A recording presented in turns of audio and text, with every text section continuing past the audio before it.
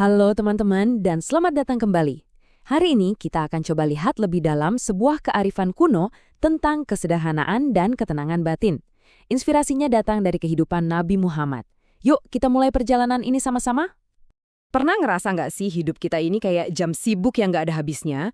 Notifikasi bunyi terus, to-do list makin panjang, dan ada tekanan buat selalu produktif dan online. Ini tuh kayak kita hidup di sebuah gurun modern ya kan? Kering, gersang dari ketenangan. Pertanyaannya, gimana caranya kita nemuin oase di tengah semua ini?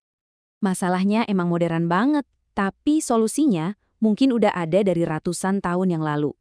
Nah, kali ini kita akan melihat kehidupan Nabi Muhammad bukan cuma sebagai cerita sejarah. Anggap aja ini sebuah studi kasus yang mendalam tentang gimana caranya menemukan ketenangan batin yang sejati. Oke, kita mulai dari yang paling kelihatan dulu ya, kesederhanaan fisik. Dan ini penting, ini bukan soal jadi miskin loh, tapi ini soal pilihan yang sadar untuk ngebebasin jiwa kita dari beban materi. Mari kita lihat lebih dekat. Yang benar-benar luar biasa kalau kita lihat detailnya di sini, ini semua bukan kondisi yang terpaksa. Ini gaya hidup yang beliau pilih secara sadar. Rumahnya simple banget, kasurnya dari tikar, sampai sering ninggalin bekas di kulitnya. Dan makanannya pun yang paling dasar. Beda banget ya sama bayangan kita soal seorang pemimpin. Nah, inilah fondasinya, biar energi kita bisa fokus ke hal yang jauh lebih penting dari sekedar harta benda. Dan kalimat ini benar-benar ngegambarin cara berpikir di baliknya. Ada cerita, suatu hari seorang sahabat melihat beliau lagi menjahit sendiri sandalnya yang robek.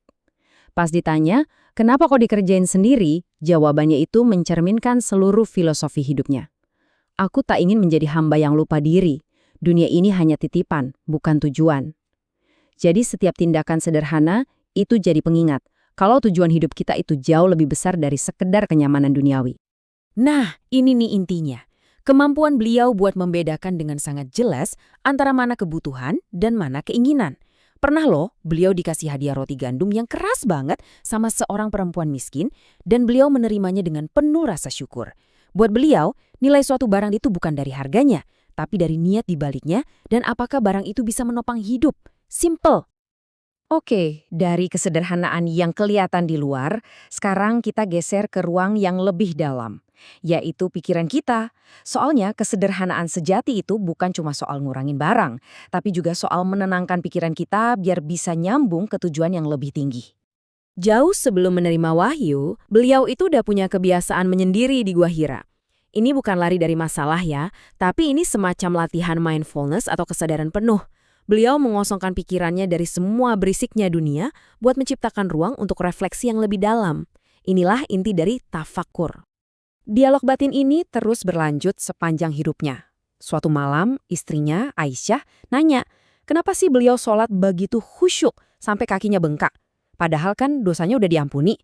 Jawaban beliau yang bisa Anda lihat di layar, itu mengubah total makna ibadah. Ibadah itu bukan transaksi, bukan kewajiban, tapi sebuah dialog. Sebuah dialog rasa syukur yang tulus dari hati. Dan semua latihan batin ini, ujung-ujungnya ngebentuk satu sifat inti, qanaah. Ini adalah seni merasa cukup. Coba deh bayangin, kalau kita merasa cukup, kita nggak akan lagi ngejar-ngejar fata morgana kebahagiaan yang terus ditawarin iklan atau media sosial. Kita bisa menemukan kedamaian, ya di sini, saat ini, dengan apapun yang kita punya. Dan ternyata, minimalisme ini nggak berhenti di barang atau pikiran aja, tapi juga masuk ke area yang sering kita lupain, hubungan kita sama orang lain. Ini tentang melepaskan ego, drama yang nggak penting, dan beban dendam. Ini tentang menyederhanakan hati kita. Coba deh perhatiin, betapa simple tapi kuat banget solusinya. Nggak ada konfrontasi, nggak ada drama, cuma kesabaran dan kebaikan yang konsisten. Beliau ngajarin kalau cara terbaik buat menyelesaikan konflik itu adalah dengan nggak ngebiarin konflik itu ngerusak kedamaian batin kita. Ini adalah minimalisme emosional dalam prakteknya. Dan sekarang, kita sampai di momen puncaknya. Coba bayangin skenarionya. Setelah bertahun-tahun dianiaya, diusir dari kampung halamannya sendiri, beliau kembali sebagai pemenang. Orang-orang yang dulu menyiksanya sekarang berdiri di depannya. Gemeter ketakutan, pasrah nunggu hukuman, semua kekuasaan ada di tangan beliau. Dan cuma dengan 3 kata simpel itu, beliau melepaskan semuanya. Gak ada balas dendam, gak ada penghinaan. Cuma pengampunan murni. Ini adalah puncak dari hati yang minimalis. Hati yang bebas dari beban ego, bebas dari kebencian, dan bebas dari masa lalu. Hati yang benar-benar merdeka. Lalu, apa hubungannya semua ini buat kita? Kita yang hidup di gurun modern yang penuh dengan gangguan ini. Apa pelajaran yang bisa kita ambil? Ini poin yang paling penting, teman-teman. Minimalisme yang diajarkan Nabi Muhammad itu bukan soal estetika atau tren jadi miskin.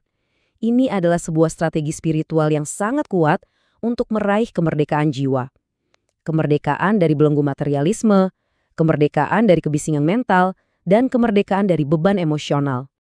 Pada akhirnya, semua pelajaran tadi itu bisa dirangkum dalam satu kalimat yang, wow, benar-benar mendefinisikan ulang apa itu kekayaan. Ini definisi ulang tentang apa artinya menjadi kaya. Bukan soal apa yang kita kumpulin di luar, tapi tentang apa yang kita bangun dan kita rawat di dalam diri kita. Kedamaian, kepuasan, dan kebebasan batin. Dan sebagai penutup, saya mau tinggalin satu pertanyaan buat kita renungkan sama-sama. Coba deh tanya ke diri sendiri, gurun apa sih dalam hidupku yang butuh oase? Mungkin itu tumpukan barang, mungkin pikiran yang kalut, atau mungkin hubungan yang rumit. Di area mana kamu paling butuh menumbuhkan oase kesederhanaan dan kedamaian? Jawabannya ada di dalam diri kita masing-masing. Semoga kita semua menemukannya. Terima kasih sudah menyimak.